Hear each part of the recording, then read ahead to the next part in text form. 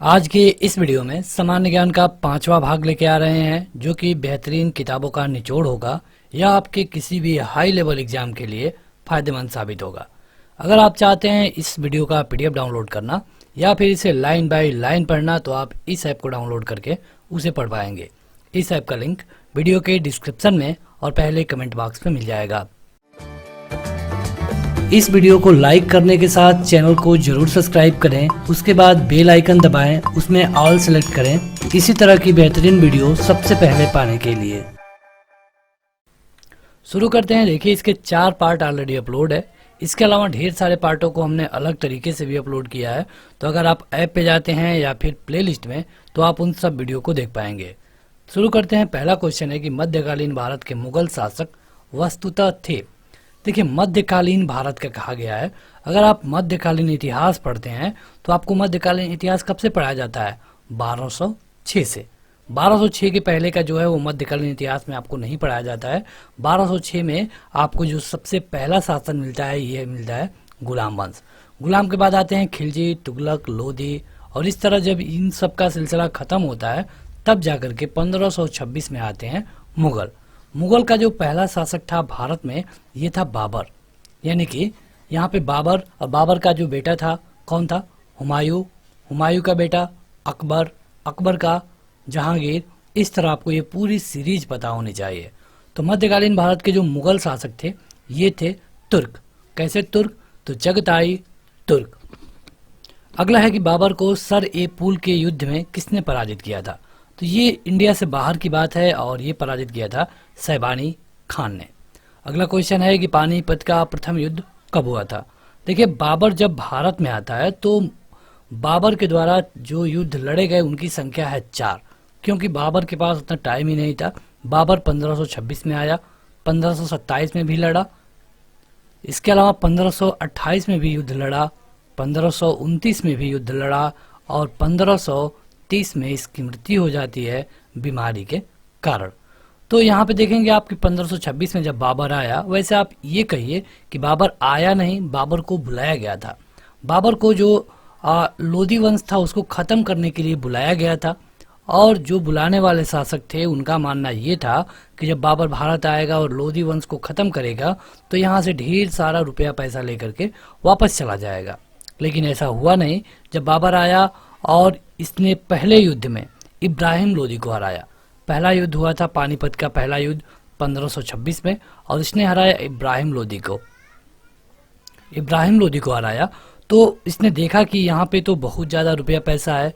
तब बाबर यहाँ से जो जाने की बात थी उसको नकार गया और बाबर कहा कि हम यहीं पे रूल करेंगे।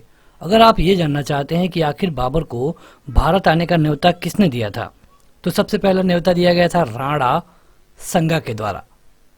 देखिए, ये पूरी कहानी है, अगर आप अच्छे से समझेंगे तो ये आपके लिए और भी आसान हो जाएगा। होता क्या है कि 1525-26 में इब्राहिम लोधी भारत पे रूल करता है। 1525 की बात करें तो इस इब्राहिम लोधी से राणा संगा जीत नहीं पा रहा था, और इसी इब्राहिम लोधी को हराने के लिए राणा संगा ने बाबर को बुलाया। राणा संगा को ये था कि जब बाबर आएगा तो इब्राहिम लोधी को हराएगा और यहाँ से रुपया पैसा लेकर के चला जाएगा। तो जब चला जाएगा तो हमारे लिए दिल्ली की सीट खाली हो जाएगी और हम यहाँ पे रूल करने लगेंगे, भले ही वो कुछ पैसा लेके चला जाए। लेकिन जब पानीपत के पहले युद्ध में बाबर भारत आया 1526 में और इसने इब्राहिम लोधी को हराया, तब बाबर का मन बदल गया और बाबर ने कहा कि हम नहीं जाने वाले, अब हम यहीं पे रूल करेंगे। इसको देख करके राणा संगा भी गुस्से में आ गया, और फिर अगले साल यानी कि 1527 को, अगर डेट की बात करें तो 17 मार्च, इस दिन राणा संगा और बाबर के बीच में युद्ध होता है। परिणाम क्या हुआ कि यहाँ पे राणा संगा भी हार गया, यानी कि बाबर पहला युद्ध जीता 1526 में, दूसरा युद्ध जीता 1527 में, तीसरा युद्ध जो कि 1528 में जीता ये था चंदेरी का युद्ध। चंदेरी का युद्ध। तो आपको युद्धों का नाम याद रखना है। और किसको हराया बाबर? तो मेदिनी राय को हराया, मेदिनी राय को। और जो चौथा युद्ध था 1529 में, ये लड़ा गया किसके खिलाफ? तो जो इब्राहिम लोधी था उसके एक भाई थे महमूद लोधी, महमूद लोधी। तो महमूद लोदी के खिलाफ ये लड़ा गया और इसमें महमूद लोदी भी हार गया। आप ये कहिए कि बाबर यहाँ पे 4 युद्ध लड़ा और चारों युद्ध जीत गया। तो देखिए हमने इसको थोड़ा क्लीन कर दिया। यहाँ पे आपको बस याद रखना है कि बाबर ने कब और कौन सा युद्ध जीता। इसके लिए एक ट्रिक भी आती है। ट्रिक ये है कि पान खा चल घर। पान से हो गया पानीपत, खा से हो गया खानवा, चल से हो गया चंदेरी और घर से हो गया घाघरा। डेट आपको बिल्कुल याद रखना है 26, 1527, 28 और 1529। परीक्षा में सबसे ज्यादा इनके डेट्स पूछे जाते हैं। यहाँ पर भी देखिए पूछा गया है वही कि पानीपत का पहला युद्ध किसके और किसके बीच हुआ, कहाँ पे हुआ। तो पानीपत का पहला युद्ध कहाँ पे हुआ था, कब हुआ था, 1526 में बाबर और इब्राहिम लोदी के बीच में। अगला है कि पानीपत का पहला युद्ध, खानवा का युद्ध, प्लासी का युद्ध तथा पानीपत का तीसरा युद्ध में से वह कौन है जिसमें एक पक्ष के द्वारा प्रथम बार तोपों का प्रयोग किया गया था। यहाँ पे ये पानीपत का पहला ही युद्ध है जहाँ पे तोप का प्रयोग किया गया था। आपको भी एक चीज जानकर बड़ा हैरानी होगी कि बाबर विदेशी था, यहाँ पे उतने सैनिक लेके नहीं आ पाया होगा, फिर भी ये लगातार युद्ध कैसे जीत रहा था। पहले कारण इसका ये था कि यहाँ के जो राजा थे इकट्ठे नहीं थे। दूसरा सबसे बड़ा ये कारण था कि ये लोग तोप का यूज कर रहे थे। तोप में लगाते थे बारूद और एक बार एक गोले से हजारों जान चली जाती थी। ऐसा नहीं था कि भारत के शासक बारूद नहीं देखे थे, बारूद यहाँ पर भी था, लेकिन इसका प्रयोग तोप में कैसे करें ये इनको नहीं पता था। तो इस तोप के कारण ही जो बाबर है यहाँ पे लगातार युद्ध जीतता गया। अगला है कि बाबर के इब्राहिम लोदी पर विजय का कारण क्या था। तो हमने अभी आपको बताया ये था तोप खाना, बारूद वंश इनको भी कहा जाता है कभी कभी। अगला है कि बाबर के प्रमुख युद्ध बताइए। देखिए पान खा चल घर चल, यहाँ पे देखिए थोड़ी सी मिस्टेक है, तो ये इसको आपको ऊपर रखना है। वैसे यहाँ पे सही लिखा गया है क्योंकि देखिए ये इसको ऊपर होना चाहिए। ये 1528 है और ये 1529 है। तो आपको याद रखना है पान खा चल घर, तो पानीपत, खानवा, चंदेरी और घाघरा। अगला है कि बाबर के भारत में आने के फलस्वरूप क्या हुआ। तो इस क्षेत्र में तैमूरी राजवंश का स्थापना हुआ। देखिए यहाँ पे आपको कुछ भी लिखने की जरूरत नहीं है, ना ही आपको स्क्रीनशॉट लेकर रखने की जरूरत पड़ेगी। आप ऐप पे जाइए और वहाँ जाकर आप इसे लाइन बाय लाइन पढ़ पाएंगे। इस तरह की ढेर सारी वीडियो ऑलरेडी अपलोड है और जो आपको कंबाइंड वीडियो की PDF मिलेगी वहाँ पे आपको एक साथ 1000 या फिर 5000 से अधिक क्वेश्चन मिल जाएंगे एक ही PDF में। वह युद्ध जिसमें बाबर ने जिहाद की घोषणा की तो ये था खानवा का युद्ध। खानवा का युद्ध कब हुआ था, तो ये हुआ था 1527 में बाबर और राणा संगा के बीच में। अगला है कि वह सुल्तान जिसने सबसे पहले हजरत आला की उपाधि अपनाई, यह है शेरशाह सूरी। शेरशाह सूरी के द्वारा किए गए सुधारों में से क्या सम्मिलित है। देखिए शेरशाह सूरी भारत में कई सारे सुधार भी किए। तो इसने जो सुधार किया ये था राजस्व सुधार, प्रशासनिक सुधार, सैनिक सुधार और मुद्रा प्रणाली में सुधार। हुमायूं ने चुनार दुर्ग पर पहली बार आक्रमण कब किया, ये किया गया था 1532 में। होता क्या है कि जब 1530 में बाबर की मृत्यु हो जाती है तो इसका बेटा होता है हुमायूं, ये राजा बनता है और इसने आसपास के सभी राज्यों में हमला करना शुरू कर दिया। कई राज्य ऐसे भी थे जिसको हुमायूं ने जीता और इसी के कड़ी में आगे बढ़ते हुए 1539 में हुमायूं ने शेरशाह सूरी पर आक्रमण किया जहां पे हुमायूं हार गया। इसके बाद 1540 में फिर हमला किया, फिर हार गया। 2 युद्ध हारने के बाद हुमायूं भारत से बाहर चला गया और जब भारत से बाहर था उसी समय अकबर का जन्म होता है 1542 में। अगले कुछ सालों के बाद फिर से हुमायूं भारत आता है और 1 साल के अंदर अंदर फिर हुमायूं की मृत्यु हो जाती है। अगला है कि मेवाड़ का राजा जिसे 1527 में खानवा के युद्ध में बाबर ने हराया था, इसका नाम क्या था, ये था राणा संगा। इसी ने बाबर को निमंत्रण देकर के भारत बुलाया था, बाद में बाबर ने इसी को हरा दिया। तो आप देख सकते हैं कि पहली गलती राणा संगा के द्वारा ही की गई थी। बाबर ने सबसे पहले पादशाह की पदवी धारण की थी कहाँ पे, तो इससे पहले बाबर था काबुल में और काबुल में ही उसने पादशाह की पदवी धारण की थी। वह मुगल सम्राट जिसके जीवन में धैर्य एवं संकल्प से सफलता की शिक्षा मिलती है, यह है जहीरुद्दीन मोहम्मद बाबर, यानी बाबर का ये पूरा नाम है। बाबर ने अपने बाबरनामा में जिन हिंदू राज्य का उल्लेख किया है वो कौन है? ये है मेवाड़ तथा विजयनगर। मेवाड़ के राजा थे उस समय राणा संगा। अगला है कि अपने बादशाह पति हुमायूं के लिए मकबरे का निर्माण किसने करवाया? तो ये है हाजी बेगम। चांदी का सिक्का शुरू किया था शेर शाह सूरी ने। शेर शाह सूरी को आप ग्रैंड ट्रंक रोड के लिए भी जानते हैं, जो जीटी रोड है इसके लिए भी शेर शाह सूरी को जाना जाता है।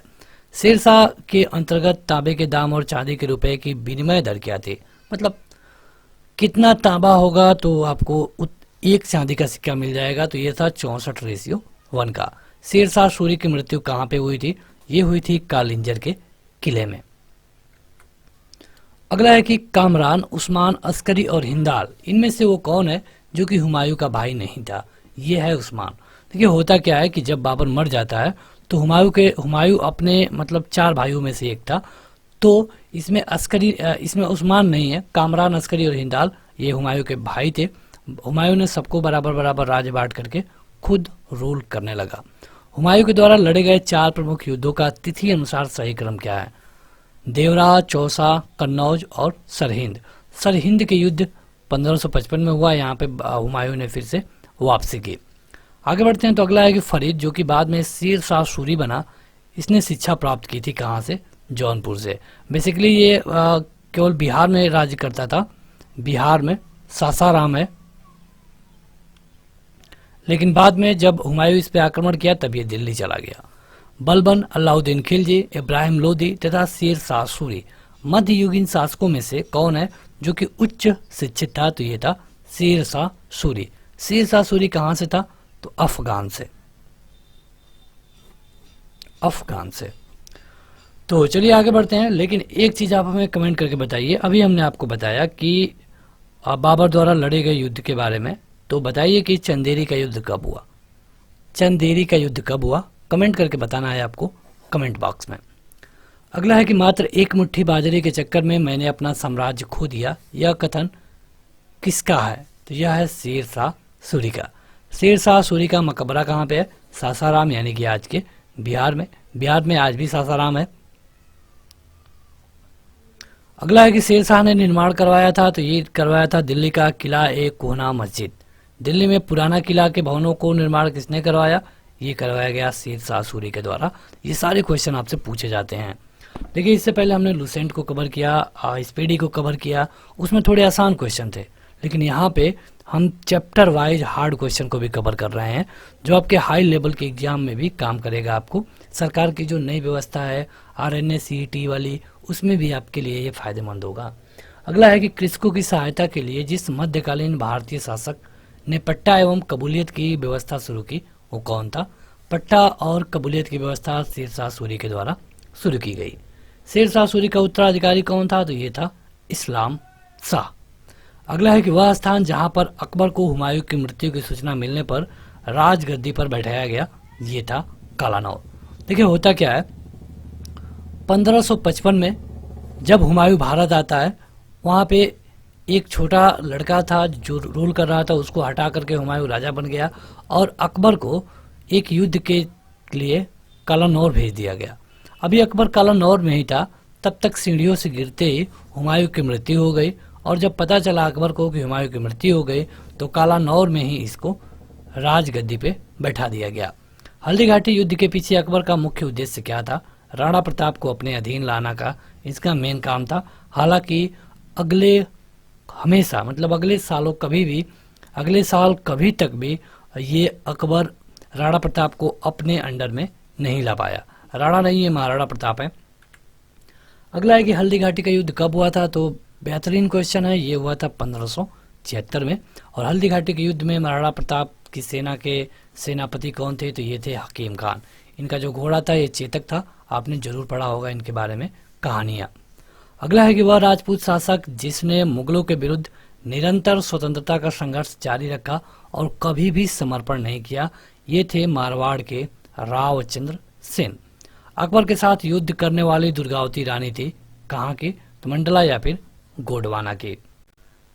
आगे बढ़ते हैं। अगला क्वेश्चन है कि अकबर ने सबसे पहले वैवाहिक संबंध राजपूतों के जिस गृह से स्थापित किया वो कौन था? ये था कछवाहा। देखिए होता क्या है कि अकबर अपने साम्राज्य को बहुत बढ़ा लिया था। कई तरह के कारण थे, कहीं युद्ध तो कहीं वैवाहिक संबंध, और इसने सबसे पहले जहाँ पे वैवाहिक संबंध स्थापित किया ये था कछवाहे। चिश्ती संत की दरगाह जहाँ पे अकबर दर्शन हेतु जाता था ये है मोइनुद्दीन चिश्ती। अधम खां, बैरम खां, बाज बहादुर तथा पीर मोहम्मद खान में से वह कौन है जिसे अकबर ने स्वयं मारा?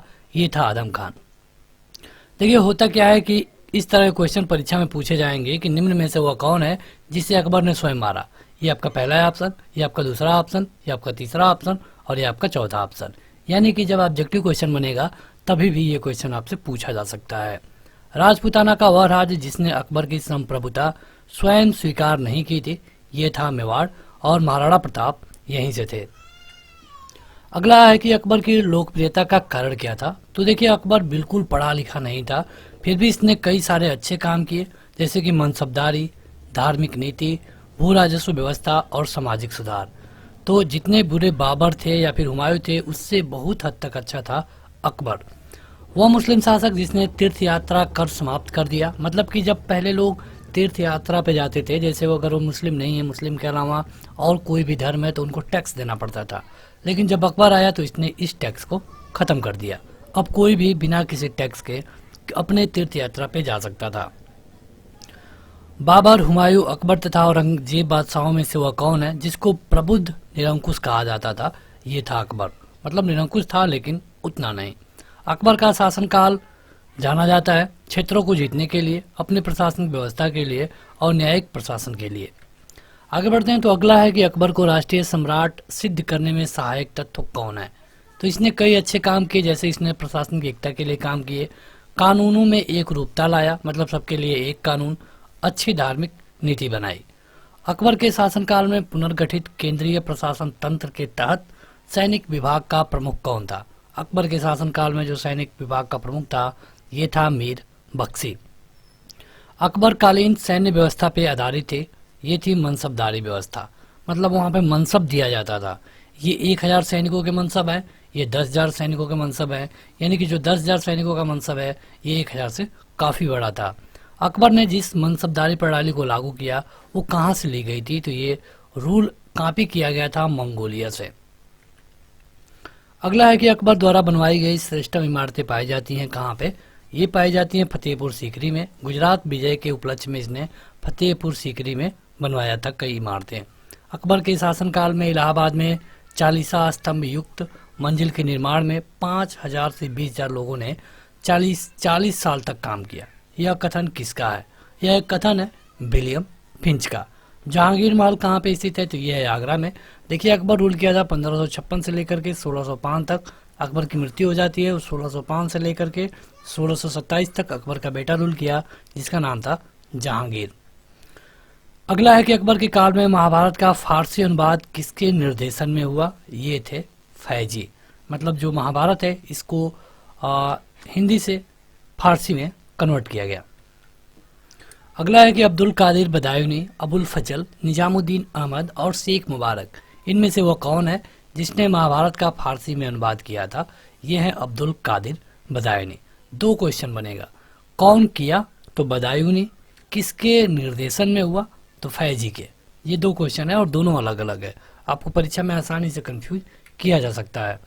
अगला है कि महाभारत के फारसी अनुवाद का शीर्षक क्या है? जैसे हम महाभारत कहते हैं, जब उसे फारसी में बदायूनी ने बदल दिया तब उसका नाम हो गया रजनामा। यहाँ पे देखिए आपको ऐप पे जाके आप आसानी से इसे पढ़ पाएंगे लाइन बाय लाइन, जैसे आप बुक में पढ़ते हैं। और अगर आप इंग्लिश वाले स्टूडेंट हैं तो भी कोई दिक्कत नहीं है, आपको इंग्लिश में भी मिलेगा। अगला है कि वह जो कि अकबर की इच्छा अनुसार रामायण का फारसी में अनुवाद किया था ये थे बदायूनी। मोहम्मद हुसैन, मुकम्मल खान, अब्दुल असमद, मीर सैयद अली, इनमें से वह कौन है जिसने सम्राट अकबर के द्वारा जरी कलम की उपाधि प्रदान की गई थी? मोहम्मद हुसैन है, इनको जरी कलम की उपाधि दी गई थी अकबर के द्वारा। आगे बढ़ते हैं। तो अगला है कि जैन साधु जो अकबर के दरबार में कुछ वर्ष तक रहे और जिनको जगत गुरु की उपाधि से सम्मानित किया गया, इनका नाम था हरि विजय सूरी। अबुल हसन, दसवंत, किशन दास एवं उस्ताद मसूर, इनमें से वो कौन है जो कि मुगल सम्राट अकबर के समय पे एक चित्रकार हुआ करता था? तो ये है दसवंत। अगेन आपको बता दें, क्वेश्चन उसी तरह पूछा जाएगा कि इनमें से कौन है जो कि मुगल सम्राट अकबर के समय में चित्रकार था। ऑप्शन नंबर पहला, ऑप्शन नंबर दूसरा, ऑप्शन नंबर तीसरा और ऑप्शन नंबर चौथा। सही उत्तर होगा ऑप्शन नंबर दूसरा। अगला है कि इंग्लैंड की रानी एलिजाबेथ प्रथम का समकालीन भारतीय राजा कौन था? ये था अकबर। अकबर का टाइम पीरियड हम आपको बता चुके हैं, 1556 से लेकर 1605 तक। आगे बढ़े तो अगला है कि वह मध्यकालीन भारतीय लेखक जिसने अमेरिका की खोज का उल्लेख किया है, तो यह है अबुल फजल।